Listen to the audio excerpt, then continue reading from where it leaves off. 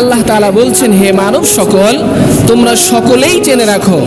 সকলেই বুঝে রাখো, ভালোভাবে হৃদয়ঙ্গম করে রাখো যে এই দুনিয়াতে সর্বোত্তম আদর্শবান যদি তোমরা কাউকে চাও, যাকে তুমি তোমার লাইফের জীবনের মডেল হিসেবে পেতে চাও, নিজের লক্ষ্য স্থির করতে চাও, তাহলে পৃথিবীর অন্য কোনো মতবাদ, অন্য কোনো মতাদর্শ, অন্য কোথাও তালাশ করিও না। একমাত্র, শুধুমাত্র, কেবলমাত্র সর্বোত্তম আদর্শ রয়েছে নবী মুহাম্মদুর রাসূলুল্লাহ সাল্লাল্লাহু আলাইহি ওয়াসাল্লাম। এতগুলো তাকিদ করে আল্লাহ আমাদেরকে বুঝাচ্ছেন, কারণ আমাদের তো বুঝাতে হলে, আমরা তো আল্লাহর তৈরি বান্দা, আল্লাহ তো জানেন এগুলোর কোন ম্যাটেরিয়াল দিয়ে তৈরি করা হয়েছে, আল্লাহ জানেন না? এই জন্য আমাদেরকে ভালোভাবে বোঝানোর জন্য আল্লাহ একটা দুইটা নয়, চারটা তাকিদ করে বলছেন,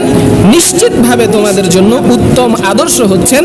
নবী মুহাম্মদুর রাসূলুল্লাহ